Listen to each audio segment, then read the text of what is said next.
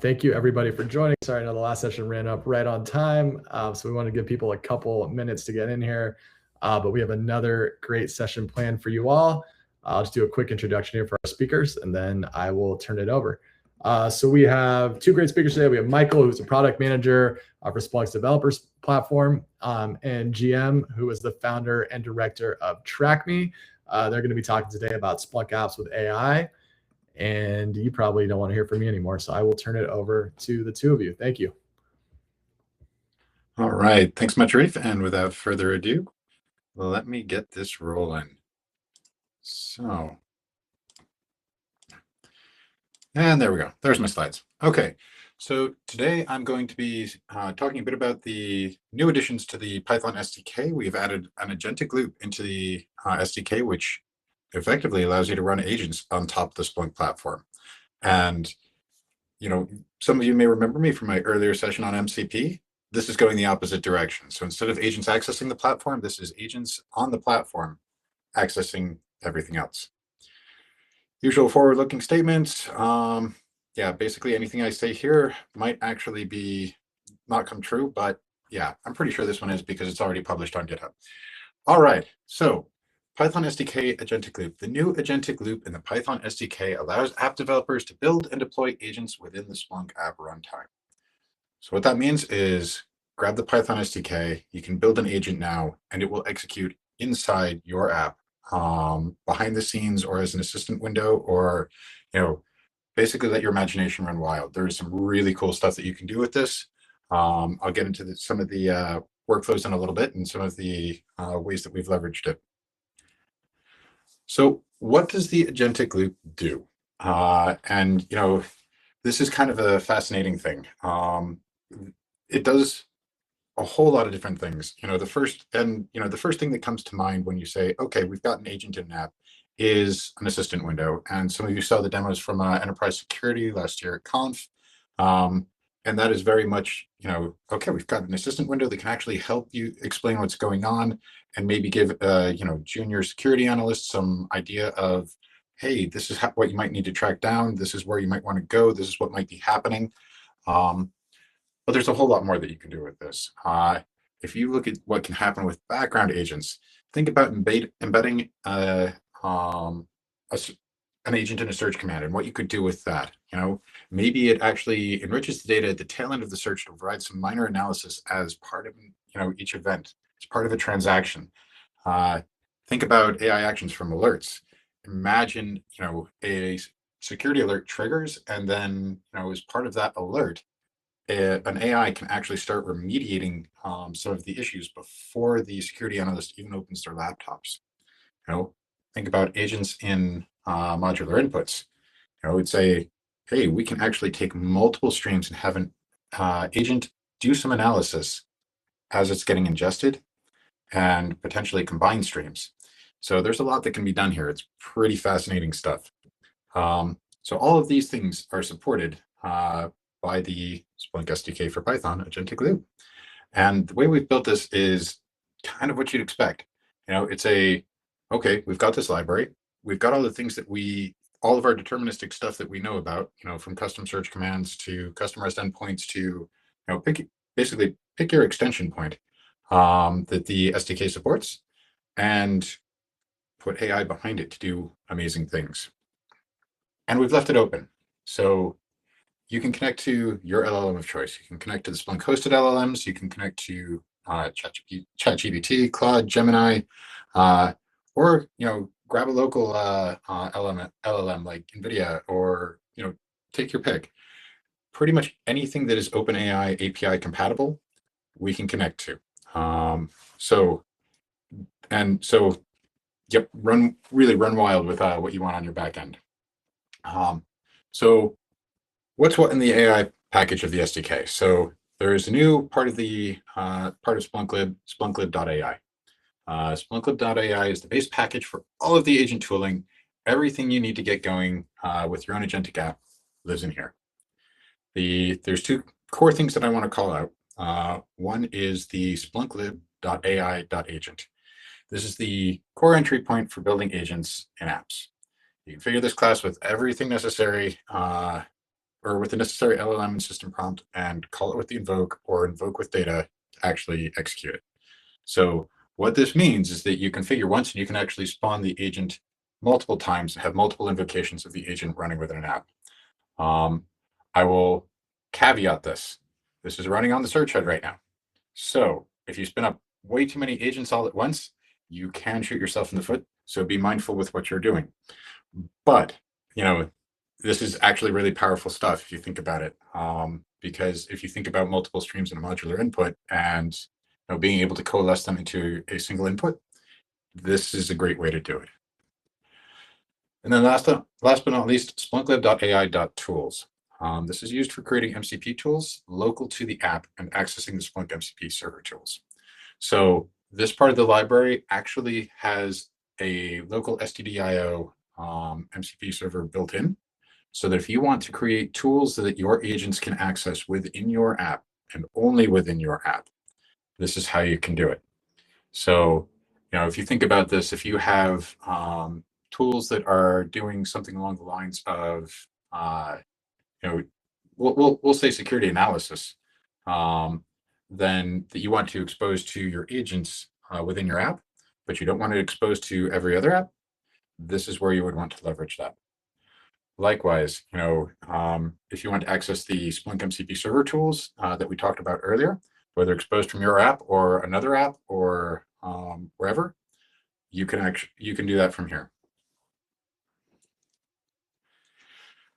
We've also, in the tradition of the SDK, put up some examples there for you. So there are 3 examples, and they kind of were highlighted earlier. The first is a threat level assessment, which is an example of an agent providing a basic threat assessment to an event as a JSON in response to an alert. So this is basically a custom alert being fired off, and the agent grabbing it and responding to it saying, well, this is really bad, or we can wait till the security person wakes up. And so if you think about VictorOps or whatever system you're using to keep track of on-call, this can be very, very handy. So your Splunk alert fires off, and you can have an AI say, this is critical and we need to call everyone, or this is not terrible and we can just poke a few people. Highlighting searches. So this is a custom search command, and this is an agent can determine if a particular event is relevant to a natural language described topic as part of a custom search command. So what this means is that the AI can actually scan the events and determine whether they're relevant to a topic that you decide. And so if you say, I want all of my AWS CloudTrail security alerts, it can actually take that and that natural language sentence and say, okay, these are the actual events that are relevant to that as part of a search command, and sort them out and just stream those to your results instead of anything else. And last but not least, and yeah, this is kind of my favorite, intelligent ingest. So as data flows in from weather services feeds, agent logs events as whether a particular day would be a nice day for a human to be outside. I thought this was kind of a cute one, but it actually was a very good example, because this is, if you think about what a weather service actually provides, it's a number of streams all at once. And if, being able to ingest all of that, have the AI decide, okay, I'm putting in one event as to whether this day was a nice day or not. That's a powerful thing to be able to do on ingest. There we go. So what's the code look like? Well, it's not too bad. This is a bit condensed. I wasn't able to include everything, but this is what it looks like in a nutshell. So there's a handful of things to import. In this particular case, we are using GPT-4o Mini from OpenAI. And basically you describe your LLM with the URL and the model you want to use. You go and plunk in your key for that service, and then you give it a system prompt, and you can call out, I just realized that my Python white space is incorrect.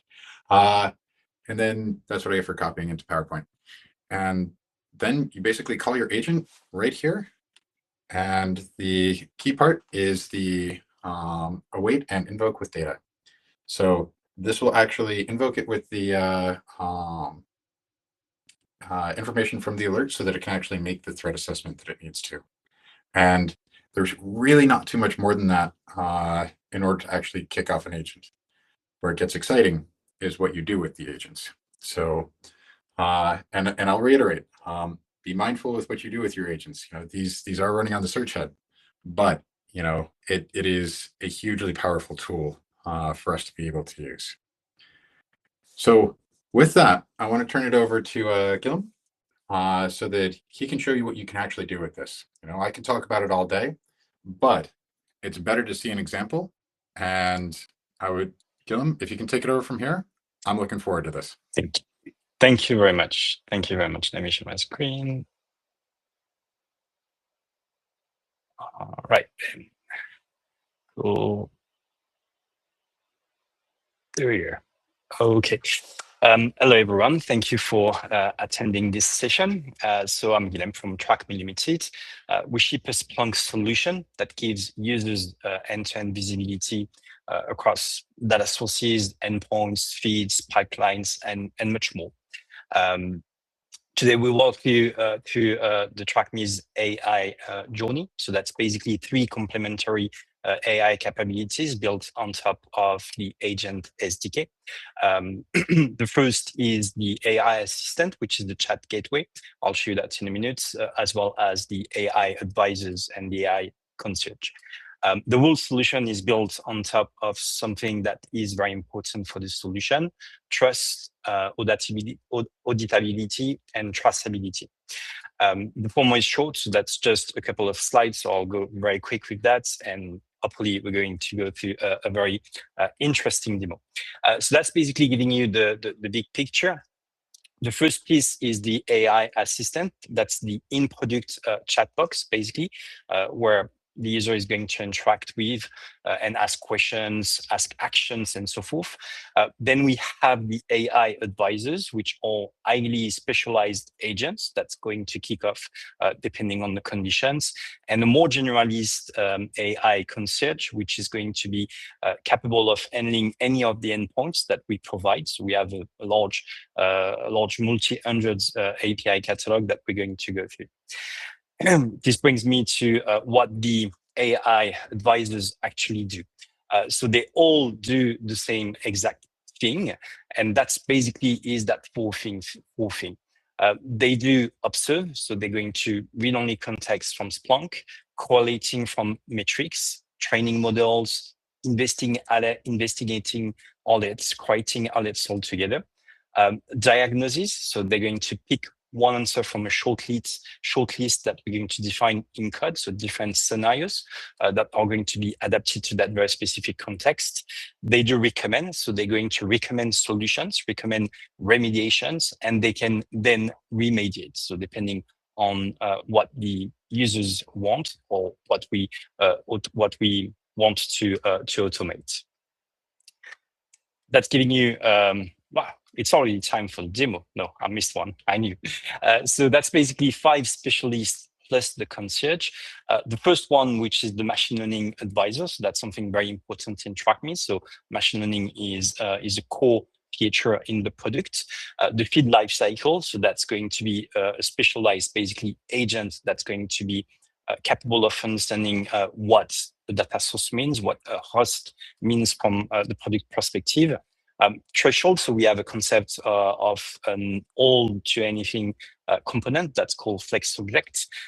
We get also workloads, fields quality. I'll show you a very interesting example on top of the fields quality. And finally, the AI concierge, which is basically the generalist, right? So if I do have a question, I'm going to ask that question, and eventually TrackMe is going to recommend me an action that I can directly kick into the product.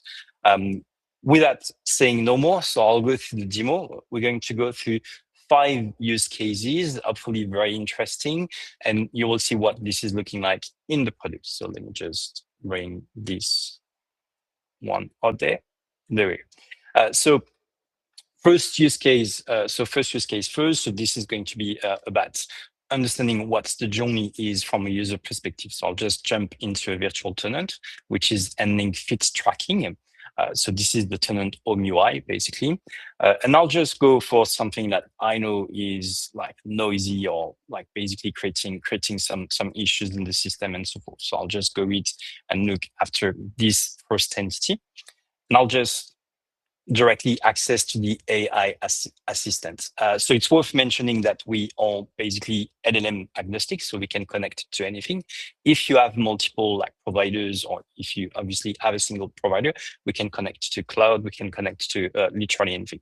I'll just use in that very first example IQ, because IQ is usually very fast. It's limited in reasoning, but because TrackMe is very context aware, we're going to provide everything that's needed for basically the LLM to understand what it can do, which tools it can call, and so forth. So I'll just go in and say, hey, disable the monitoring for this very noisy entity. And if everything goes according to plan, so normally what TrackMe is going to do, the concierge is going to kick in and it's going to say, oh, yep, I can do that for you. So let's give it a minute. There we go. So basically what you can see on the screen, so by the way, you can redimension the AI assistant. It's also is persistent. So it means that if I'm closing the AI assistant and I'm coming back to the AI assistant, I'm still going to reach to the same stage. And let's see a little bit what's happening right now. So basically what happened is the LLM has been told that there's an API catalog, and within that API catalog, we've decided that we've asked for an action. So I'm happy with that. I'll just say, I just want to confirm. So that looks all good. So everything is successful. That's good. I'm just going to have a quick look and I'll just refresh that.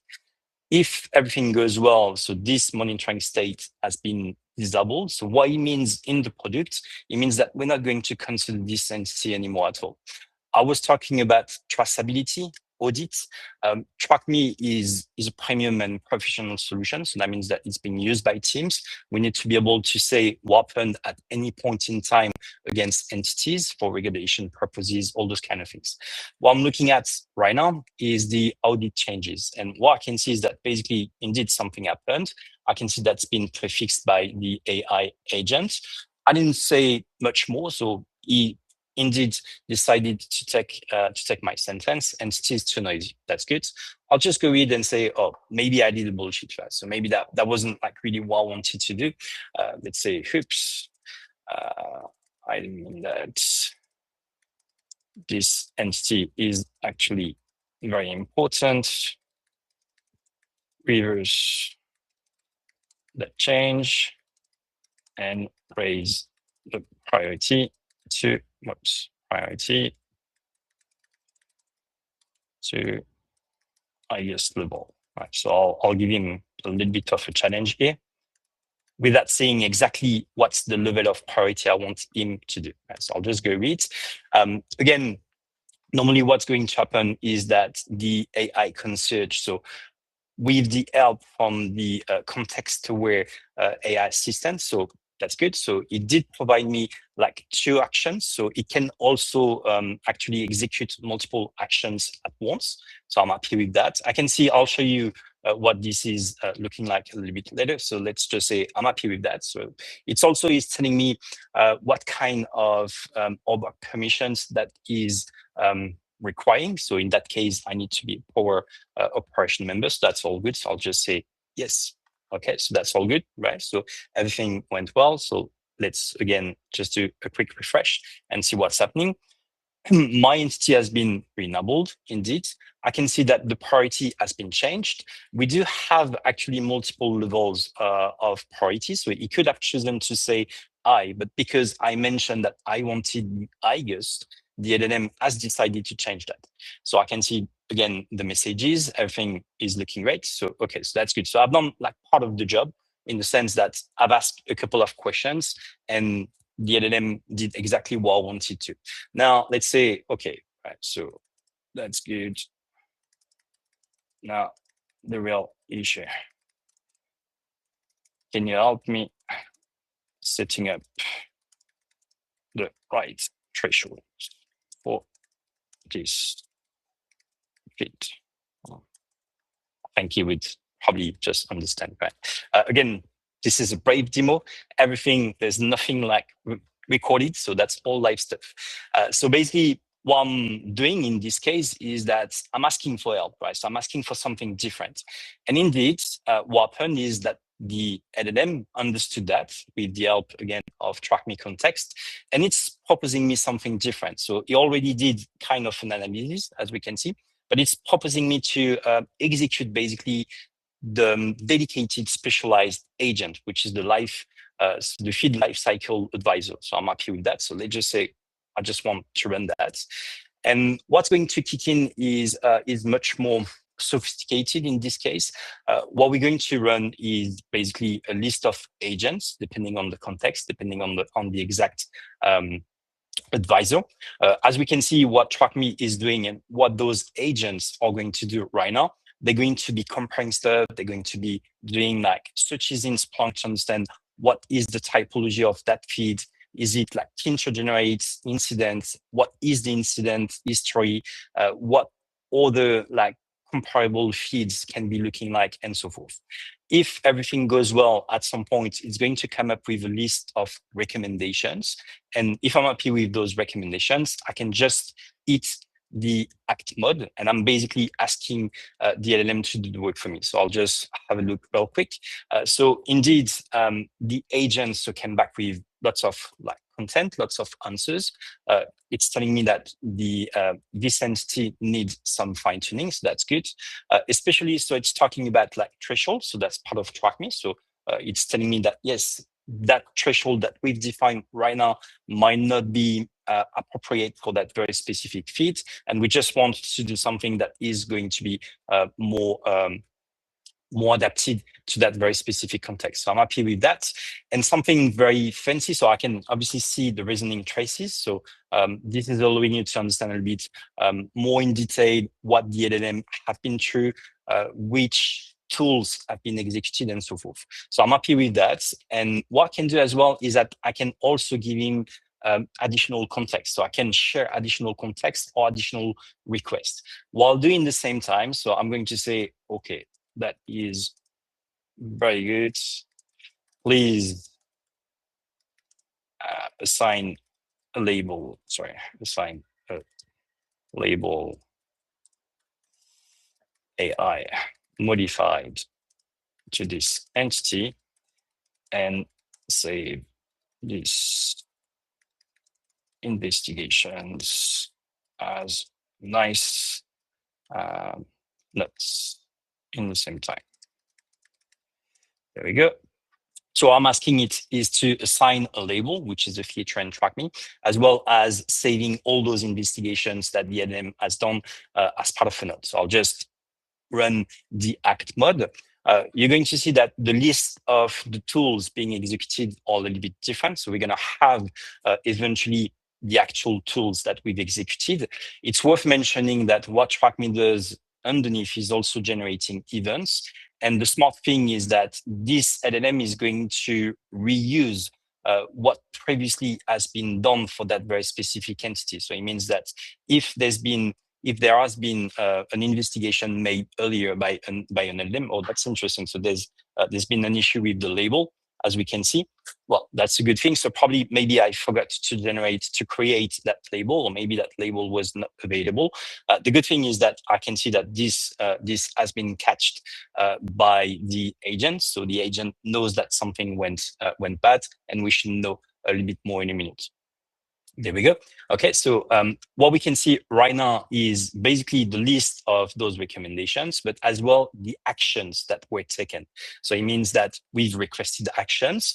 Apparently, it was properly assigned, right? So it was properly assigned. So maybe we have a concept of retry. So it's possible that he needs, he had to retry that action. So everything goes well. So normally everything was executed properly. So let's just have a look, and let's first refresh. So if everything goes well, we've changed the status. So the status is not red anymore.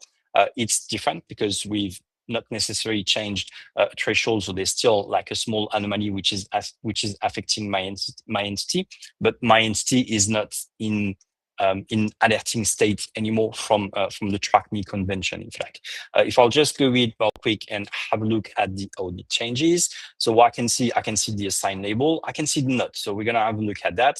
I can see the edit, so everything was made, and most likely I'm gonna have like a little bit of explanation as well that's been saved. So the LLM decided X, Y, Z because I'm talking in the same time and presenting that. I didn't like really look at what the LLM did. I could have asked as a national information to do something a little bit different and so forth. So that's all good. So that's looking good. Let's just have a quick look at my guy. So I can see the nuts. I can see the label. The label has been assigned, so that's good. Let's have a look at the nuts, and that's all good, right? So it did save everything that it did, all the investigations, the results, and so forth. So that's showing you a first use case, which was interesting. So let's jump into an additional, a different use case. What we're going to go through in this use case is about data quality, right? So I'll just open this tenant. So track me as a component, which is called fields quality monitoring, and that's capable based on data contract, based on data dictionaries to monitor, understand when there are like issues in the data quality, in the processing, and so forth. So that can be used to monitor things like the common information model, as well as non-SIM data. And there's a very painful point, so I'll just go read into one. Let's first have a quick look at the data real quick. What we're going to look for is business data. And I'll just go read something like this. Let's just go for that. So what's happening in this data set, basically, we want to monitor the quality. We want to make sure that when we get the data, we get the right fields. Those fields, they are like containing the right information, the right type of information, and so forth. So I'm going to focus on this one especially, so those transactions, right? So that's good. So I'll just take those transactions. What we want to do is that we want to monitor that in TrackMe, right? So this is what is existing in this use case, but not this source type has not been addressed yet. So I'll just go in and create a new quality job. That's the name in TrackMe. I'll just go ahead and say that this is a non-SIM data. In this case, I'll just give it real quick the same thing. Let me just take my scope. I don't need the one in the middle. Okay, so that's looking good. Happy with that. And again, I'll give it just the name of this. There we go. And I'll just populate that through. So far, I didn't yet leverage any AI thing yet, right? So, but now what's the next step? The next step is to create this data dictionary. And that's very painful. That's very time consuming. I will need to understand what the structure is. So TrackMe is giving me lots of things to ease my life and so forth, but not so much because in the end, I need to work. I don't want to do that, right? So let's just have a look at if the AI can do something for me. And in this case, what I'm going to do, I'm going to use Sonnet instead of IQ, which has a little bit more of reasoning. It's a good equilibrium between IQ and Opus, right? So I'll just go in and say, well, I've got the question actually, so I can just click on the question. I was going to say, hey, I'm lazy, can you do it for me? But I'll just click on the question, which is already there, right? So let's see if the AI assistant can help me and if there's something that it can do for me, right? So there's a proposed action, so that's looking good, right? So absolutely, it can help me. So, okay, let's do it, right? So just do your work, right? What's going to kick in is, again, the same thing. So it's a specialized agent. It's going to generate those agents according to my context, that context that I'm working in right now. I'm creating within the wizard a new quality job. It knows what I'm looking after. It understands the data, and it's going to go through those reasoning steps. So if everything goes well, at some point, it's going to generate everything for me. Sometimes it can take like a minute or two. It depends also a little bit on the activity, on if those APIs are a little bit like overloaded and so forth. So we'll give it just a minute to hopefully do that. While this is running, I'll show you real quick in TrackMe in this artificial intelligence menu, so this is where we're going to define the providers, right? So we have a UI, which is designed for that. So you can test as well, like the connectivity, for example, if there's something going wrong with the connectivity of anything, TrackMe is going to tell you that there's an issue. This is where as well, you're going to create new connections. So for example, if I wanted to create a new connection to cloud, right? So let's say, well, to cloud, just there.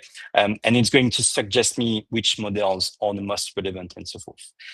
Let's just have a look if this guy just came. There we go. Okay, so that's perfect. So what's happening now? So, well, that's very good. That's very good because he actually did the work for me, right? So what does the data dictionary is meant to be containing? So there are a couple of like important things.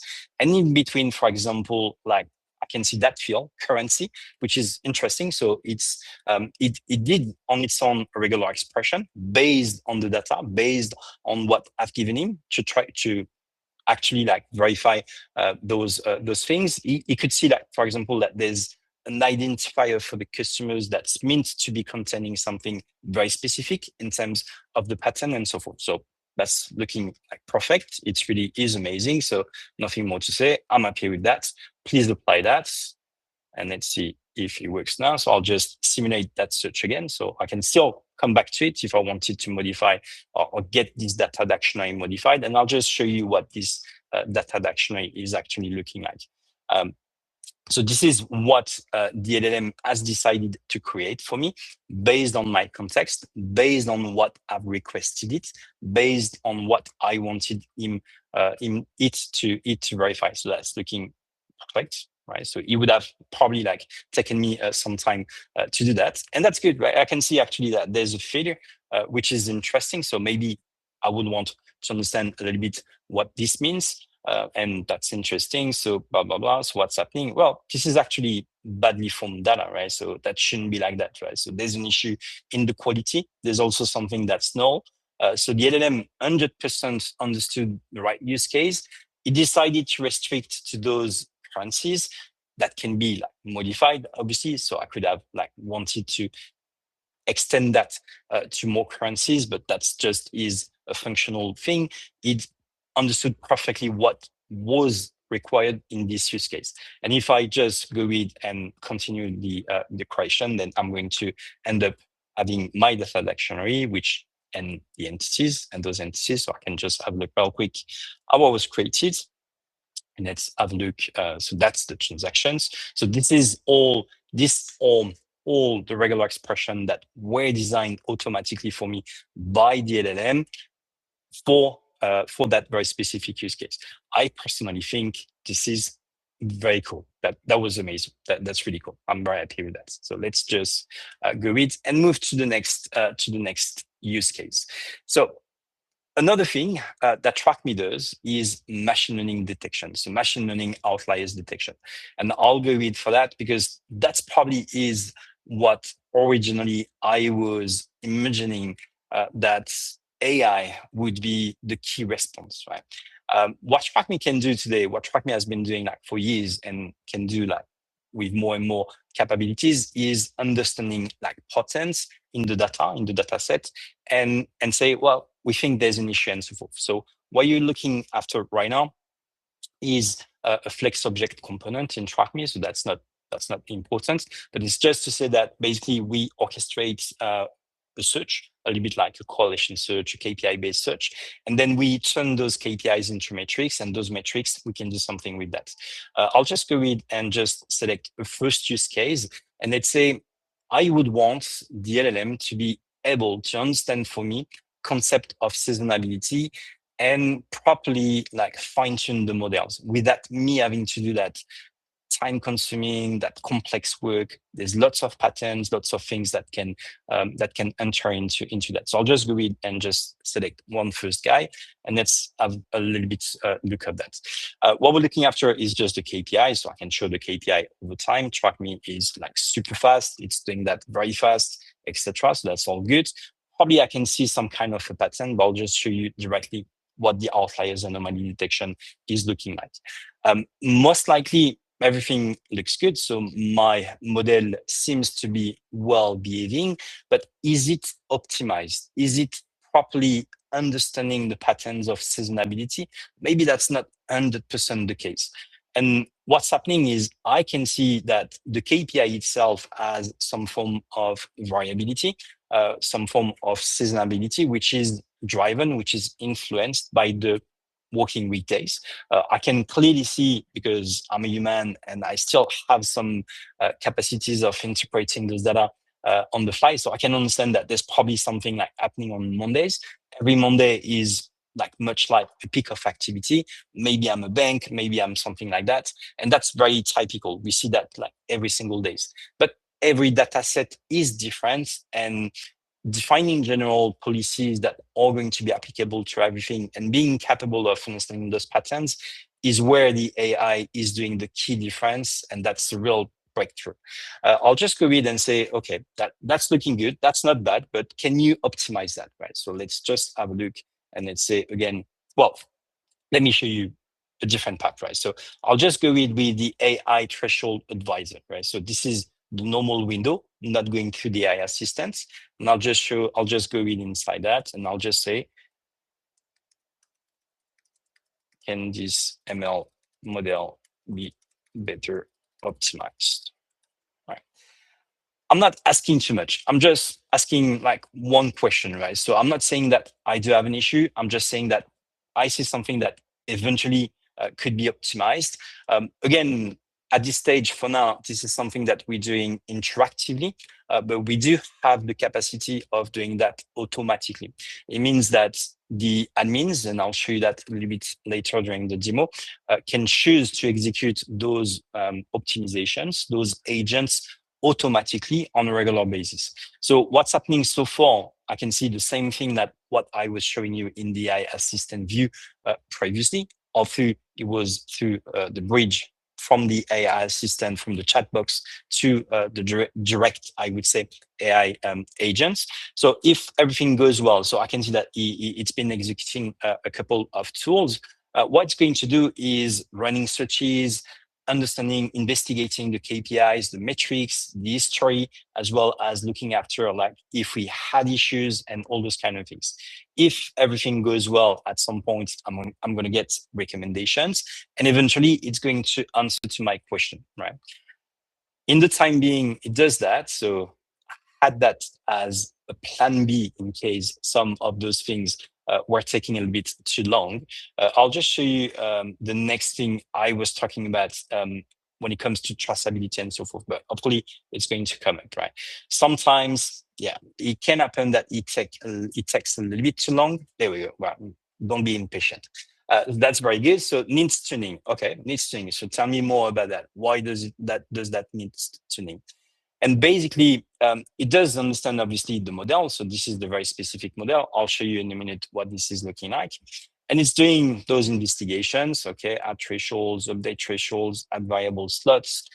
Probably I've selected something that wasn't 100% the one I wanted. Let's try to understand if it did understand the seasonality of the data. But I think he actually did. So it's doing like some modifications. That's not exactly what I wanted. Let's try something. What we can do is, what about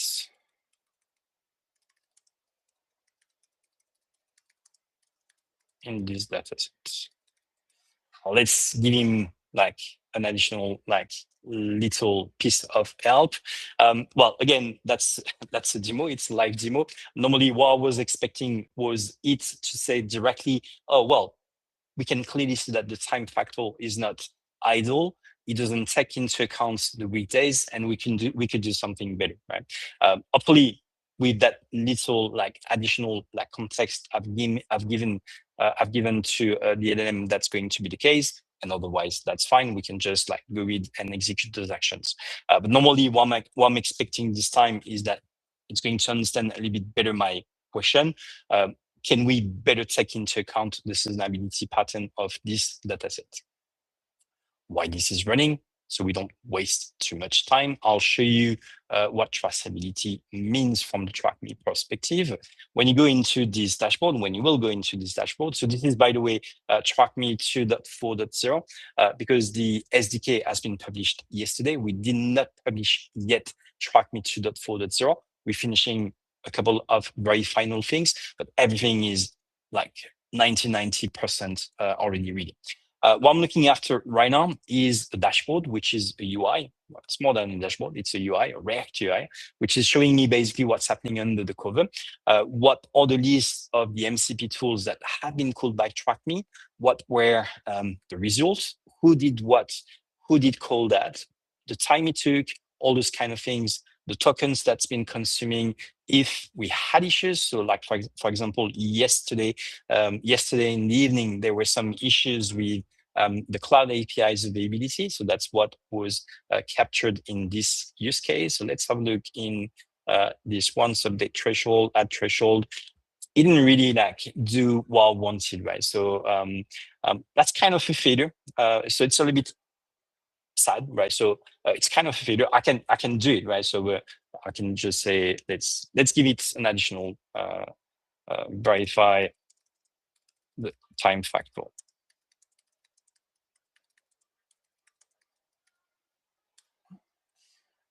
So what I'm doing right now is I'm in act mode, right? So I'm acknowledging basically those recommendations, but I've requested something in addition with that, and we'll see what DLM is going to do this time.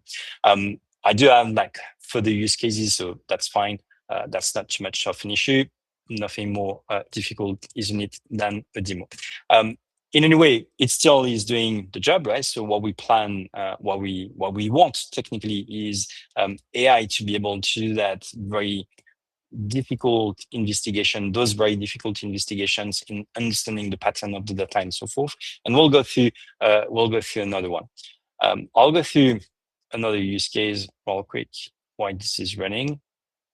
And let me go back to the outliers detection just there. All right. Okay. So let's take something which is having issues, right? So let's say that I'm going to take something that has been having issues. Let's say lower amount outlier, right? And let's have a look at this one. Something that is extremely difficult when it comes to outliers detection is avoiding false positive, right? Making sure that when we do detection, this is a genuine detection, this is a true positive, and that's not just noise, right? What I can see, because I'm looking at the KPI right now, looks like there's probably something a little bit weirdish happening right now, but that's not that clear, right? So let's have a look at what the outliers anomaly is looking like. But before this is reaching the alerting system, then maybe I will want to be able to understand that, yes, it looks very suspicious, right? So 100% suspicious. Let's have a look. And what we're going to do is that we're going to kick in, again, those advisors so that they're going to investigate if this is really an issue or if this is happening because the model is not properly configured or because that's something which is happening very often that could be ignored and so forth. So let's just have a look and execute again the advisor. So again, I'm going to use Sonnet. I'm not going to tell anything. I just want to understand if the LLM is going to be capable of responding to that question. Is it something that is actually a true positive? While this is running, let me just have a look at what happened in there. It did decided to take those things. So it did a couple of things, right? So I'm talking at the same time, so I'm not going to go too much in the detail. It didn't decide to do the time factor change, which is what I wanted initially. So that's not like an exact success in this case, but that's fine. I can have a look and see a little bit what happened. If you click on that link. So this is going to show something interesting. Anytime we're going to run those agents, we're going to generate traces, various traces. And those events are going to be containing the exact content, the exact context of what was made, what happened during those investigations, like the reasoning traces and so forth. I can see the actions, probably because I did actions, right? So it was an act mode. Oh, there's been something interesting. Look at that. So there's been an HTTP 404, right? So when you tried to do that, so that's interesting. That's been logged. So so I can review that and understand a little bit what happened. The time factor verification, I think it decided to disagree with me, right? So to be fair, which is not very good. So he says that basically percentage H is correct for this pattern, but maybe it's me like not looking at the right thing. So let's have a look at what happens right now, right? So it says in its tuning. So let's have a look real quick. So so Juju is actively healthy. It shouldn't be healthy. What's that healthy? What I'm looking at? No, that's not that. That wasn't the right one. This is probably it could be stuck. It could be stuck. Let's give it a new go. Well, we're going to change. Let's try Gemini instead for the fun. I'll go in parallel again. Sorry for that. For those parallel actions, I'll go with something which is as well so part of those use cases when it comes to outliers detection. And let's find out something that has changed, right? So there's a clear misconfiguration in TrackMe because something happened. So let's have a look at what happens with that. This one right now is currently red, so there's an impact score, so we can see when the issues have actually like started to happen. So I can see that there's clearly something weird. So let's have a look a little bit more over time to understand what's the pattern, right? So, whoops, that's not what I wanted to do.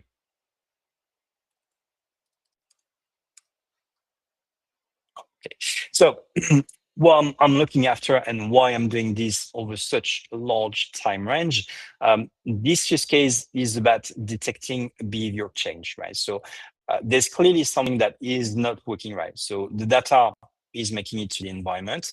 It's probably just an increase in the volume, right? So those like outliers are a little bit like eating it, but basically if I would be looking after the KPI, so I can also do it in this screen if I like to do it all quick. There we go. So what's happening is it's probably is onboarding, right? So it's probably is just meaning that for the first 60 days, I can see an increase that's been like progressively generating more data. Maybe we were like onboarding data, onboarding the firewalls, etc. And at some point, we get to the stage where everything goes well. But the machine learning was not updated properly for some reason. Something happened in the system, whatever. But that's not reflecting what it should be.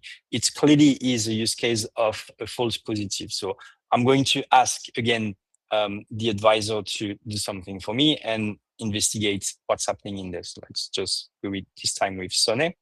I've got 3 guys running in parallel. So this one didn't finish yet, but that's only 1 minute, 1 minute since. This is the one that we've seen wasn't exactly, it didn't exactly do what I wanted.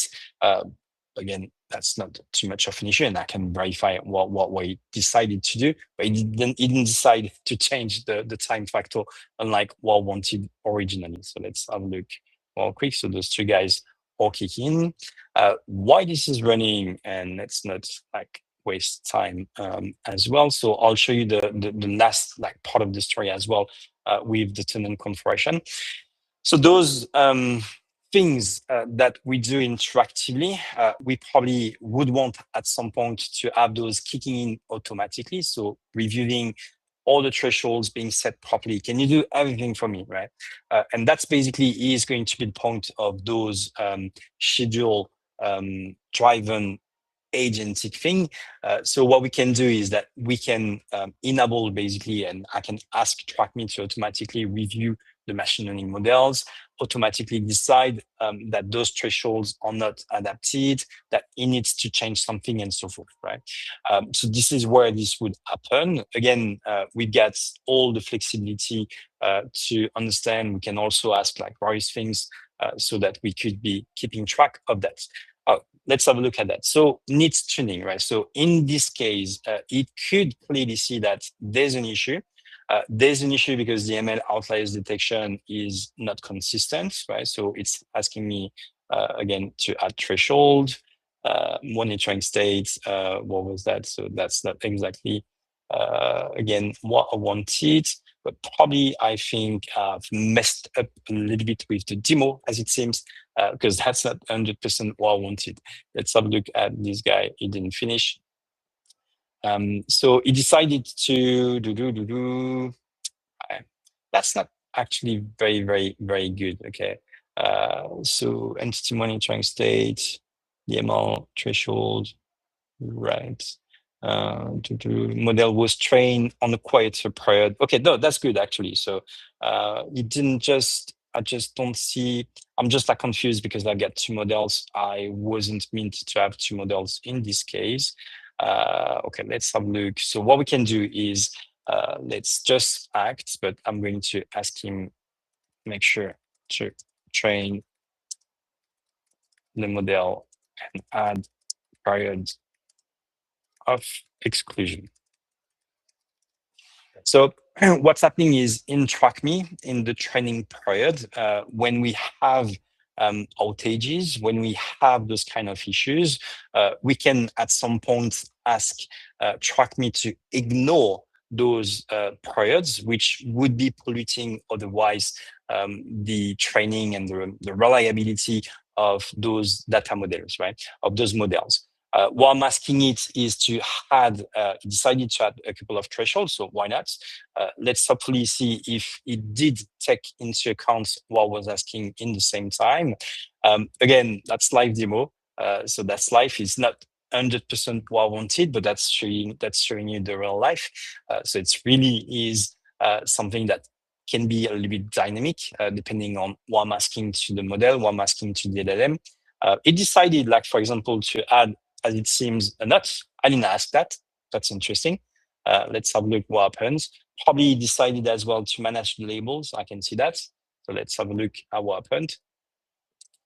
And let's see. Oh, this one didn't finish. Probably would be timing out. Normally, it's not happening too much. That's a demo environment.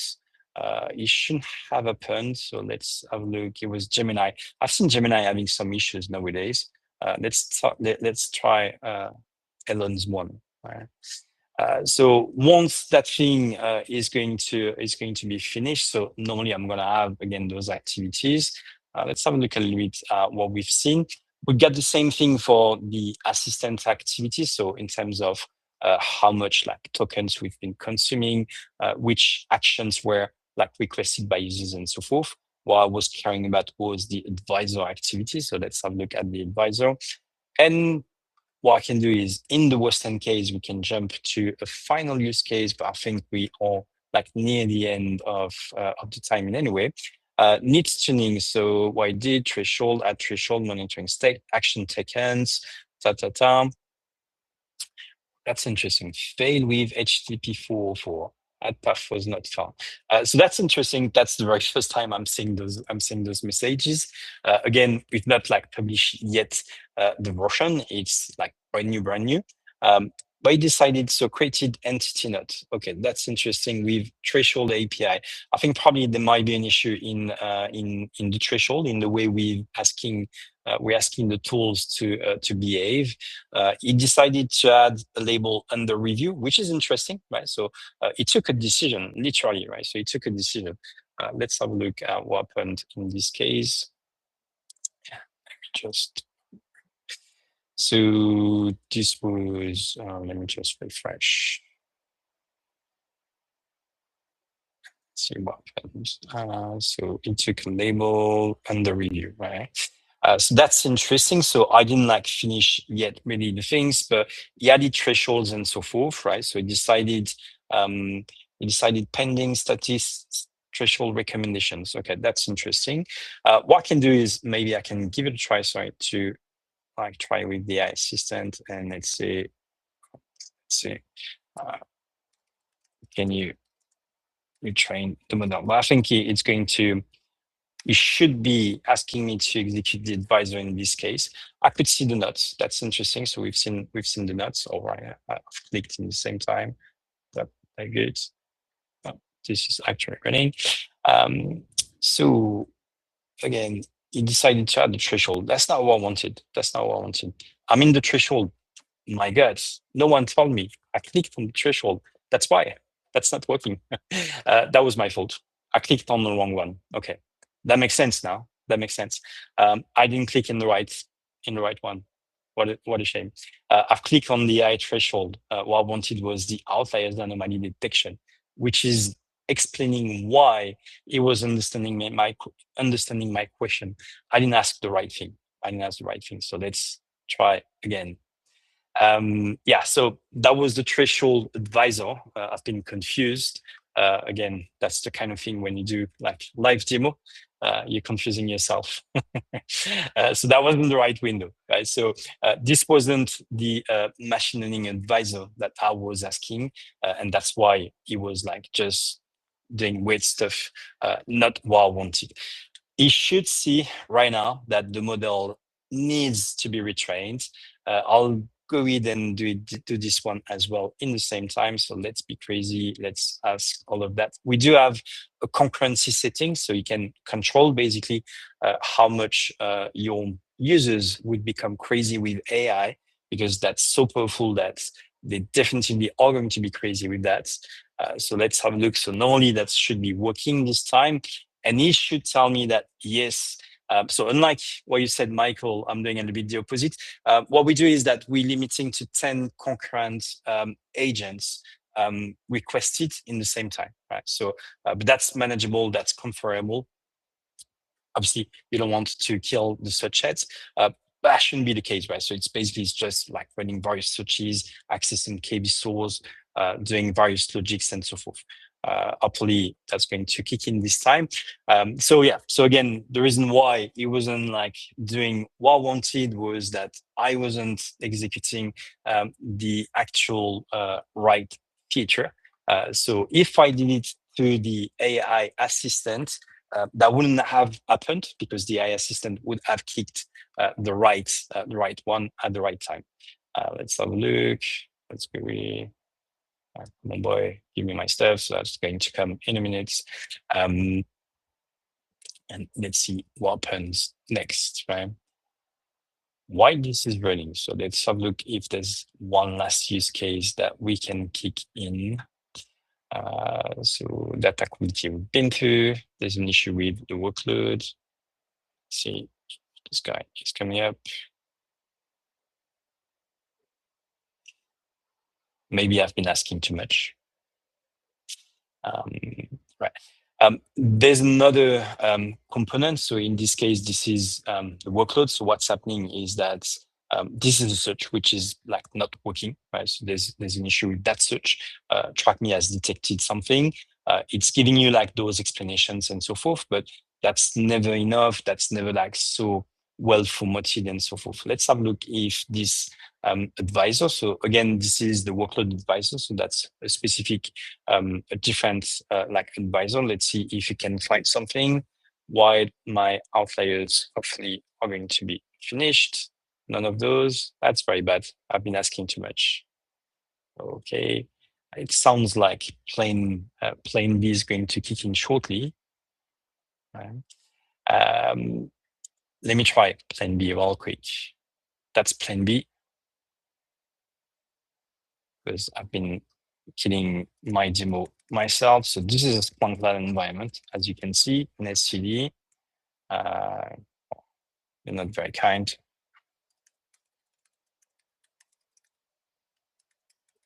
By the time I'll log in, hopefully my stuff is going to be finished. And I'll just do that same thing in there. Not quite yet, right. This one finished. So basically, in this case, it did probably root cause so there's an issue in the SPL statement. That's not very helpful. That's not like super good. I think this one needs a little bit more of additional like thing, right? So that's probably is the one we less worked on. It still is in beta, right? So this one is a little bit in beta. Hopefully one of those guys are going to come up. Still running. I think I've been asking too much to the environments. My bad. So let's have a look real quick with this one. Let's just ask the same thing in Splunk Lab this time. I'll just take, so normally that should be showing up exactly the same thing. And let's find my behavior change, right? So that's the one which is badly behaving. If you remember that, and I won't do twice the same mistake. Let's go with the past 30 days.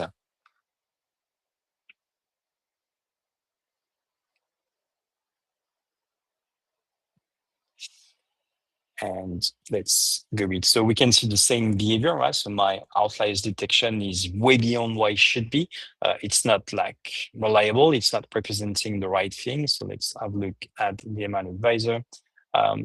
We can use IQ. IQ should be capable of understanding the pattern quite easily. And hopefully one of those guys are gonna have finished. Oh no, that's bad. If there's an issue end of the day, it should be telling me, yeah, it didn't come up. Hopefully this one is going to kick in.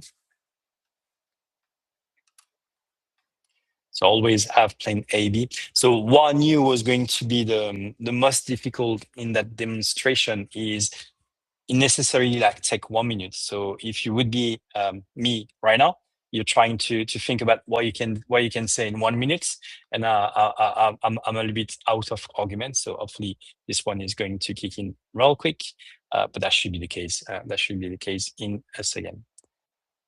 Come on, boy. Those guys didn't come up. Right? 5 minutes is way too much. Way too much. Maybe my environment is not like feeling super well, or IQ is not feeling super well.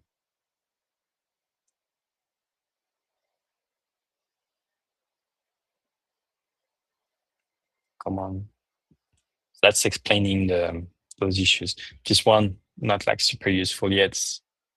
We'll work on that. Come on, boy. Probably shouldn't take so long. I'll just cancel those two guys. I'll reforce again this one. Oh, I shouldn't have tried Sonny. I don't think this one should be taking so long.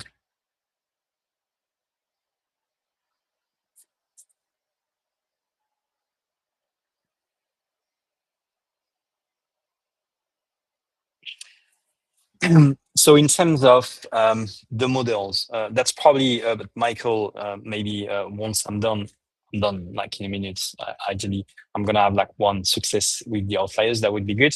But basically, one limitation I've seen is the capacity of the LLM. Technically, we can work with any LLM. I did not get yet any satisfying result with anything else that was not Gemini or Grok or basically clouds, ChatGPT, etc. So Olama, open source models, I've had a couple of success, but that was kind of limited a little bit. So I understand that those like models are not yet like 100% capable of leveraging tools 100% well.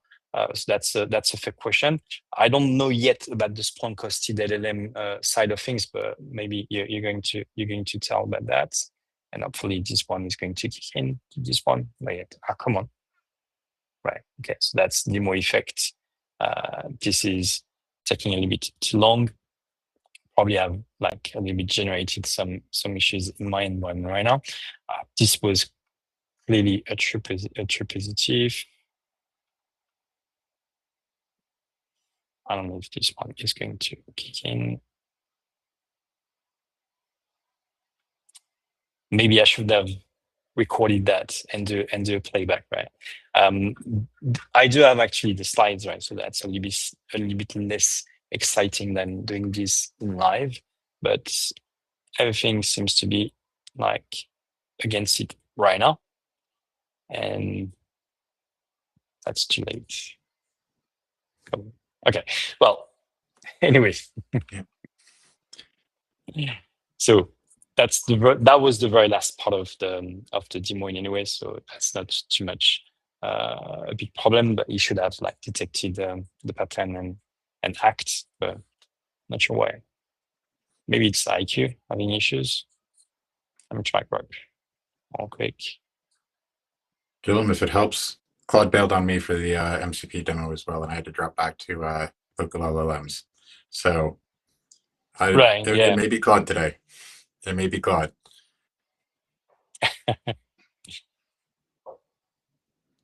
Come on, 2 minutes. That's great. I was hoping to get one action like real quick, but it doesn't come up.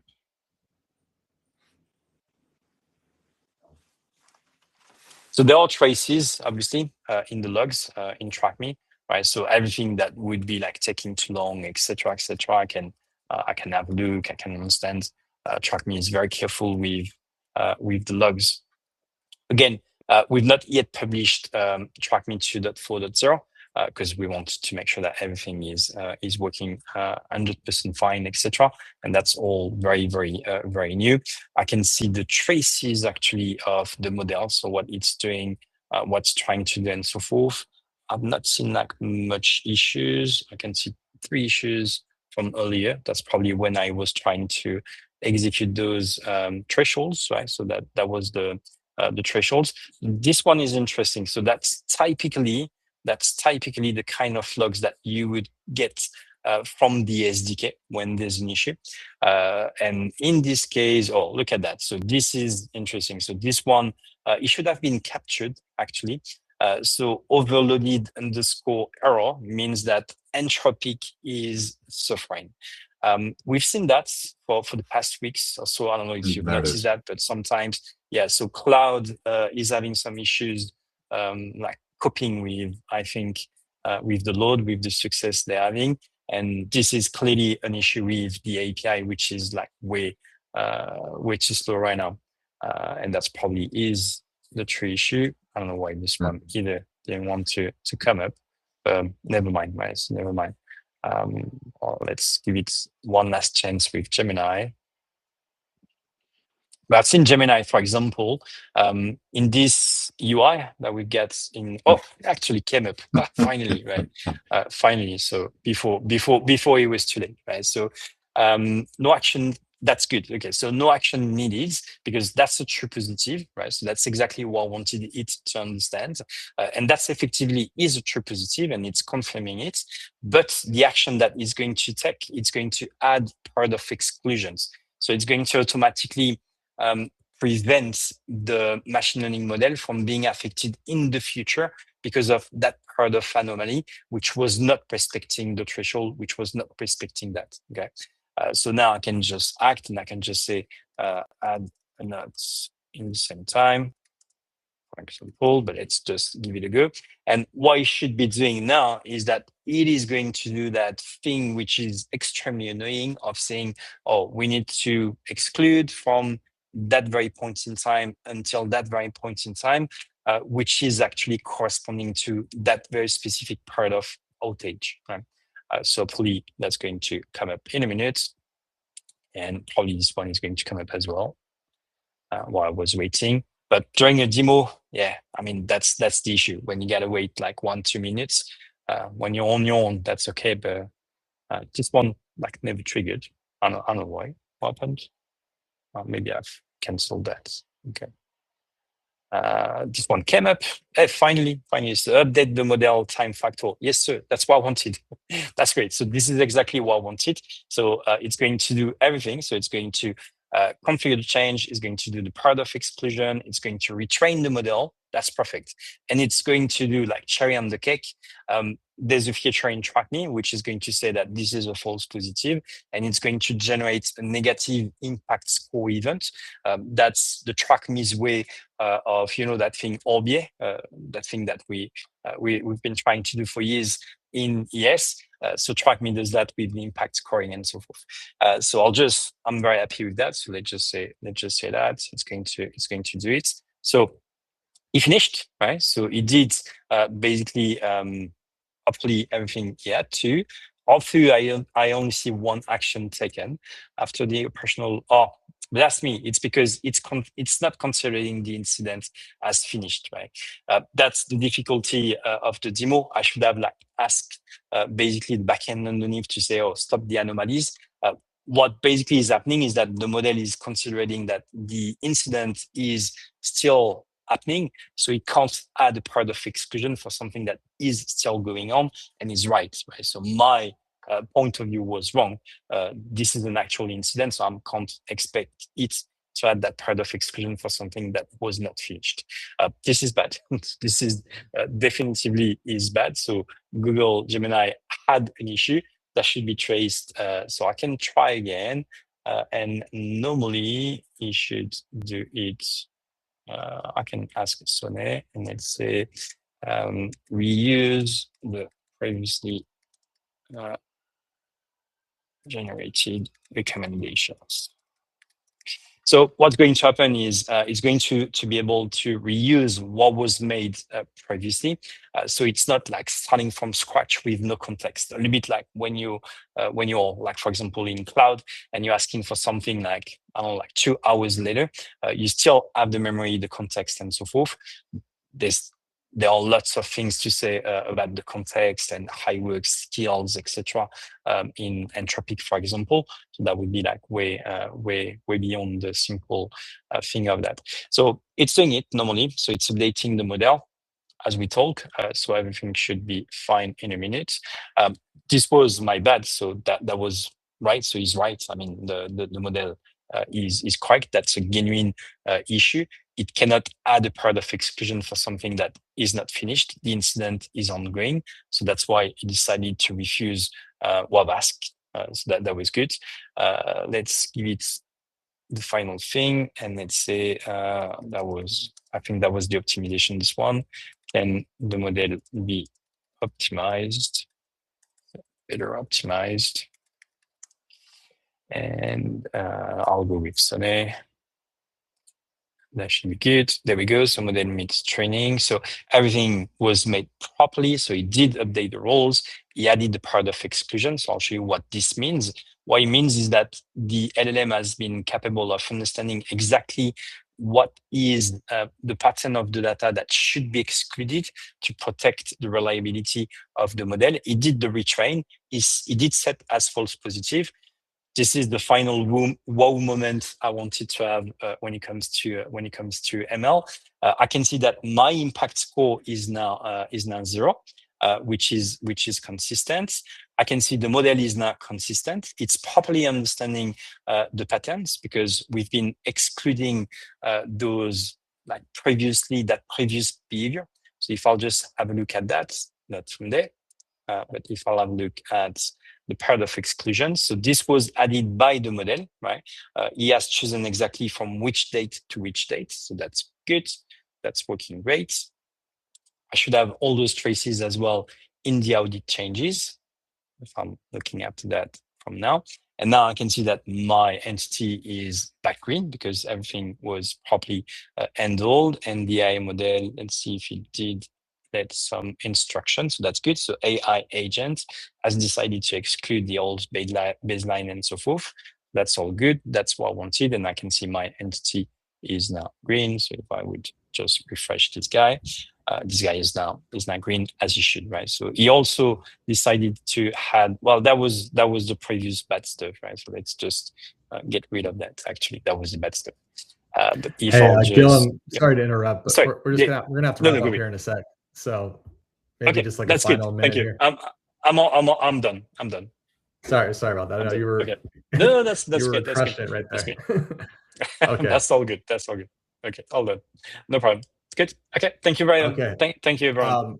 Thank you again, Gillum. I mean, so many people stuck around. It was an amazing presentation. Thank you, Michael, for setting the stage. Thank you, Gillum, for the amazing demo.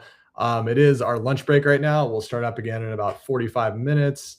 We'll be posting some key links and info in the lobby chat. And we'll see you all soon. Thanks. Thanks, Gillum. Thanks much, everyone. Thank you, everyone.